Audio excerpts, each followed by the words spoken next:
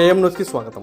ప్రకాశం జిల్లా గిద్దలూరు పట్టణంలోని ఒక మైదానంలో 28 సంవత్సరాల బొగ్గరపు చంద్రశేఖర్ అనే వ్యక్తి మృతి చెందాడు.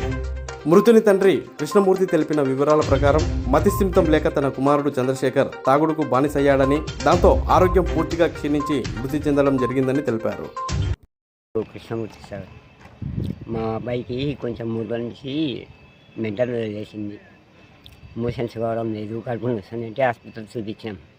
నిన్న మధ్యాహ్నం బయటికి పోయి ఇచ్చిండు, నిండా తాగినాడు. ఎవరో కొట్టినట్టుంది, ప్యాంటు షర్ట్ అంతా జరిగింది. చిరిగిన తర్వాత ఆడి పండబెట్టి ఒక గంట సేపు వండుకొని పక్కింటలకు తలకాయ తింటున్నాడు. స్టేషన్ కాడికి పోయి, సార్ ఎవరో ఒక పాప చచ్చిపోయింది, మా ఇంటికాడ బాగా పండబెట్టినారు, చూద్దురాని సార్ అని కానిస్టేబుల్ని పిలుచుకొచ్చిందంట. వాళ్ళు వచ్చి మా ఇంటికాడ విడిచిపెట్టిపోయింది. పోయిన తర్వాత మా ఇంటి పక్క వరకు తలకాయ తింటున్నాడు. వాళ్ళు అప్పటికే చెప్పింది, వీళ్ళకి మెంటల్ వేసింది, ఏదైనా ఆసుపత్రికి పిలుచుకోపోండి. మా ఇంట్లో మాకు పాలు పోసేటమే ముద్దర్ల సీని వాళ్ళ భోజన చెప్పింది సార్. ఏమని చెప్పింది? ఇట్లా మీ వాడు ఆడ పడిపోయినాడన్న గ్రౌండ్ అని. అప్పటికి నేను వచ్చేసరికి ఊపిరి ఉన్నది సార్. ఊపిరి ఉన్నది 8 నెలలు దాపిన. నాకు మట్టి తింటున్నాడు. రారా ఇంటికి పోదామని లేపిన.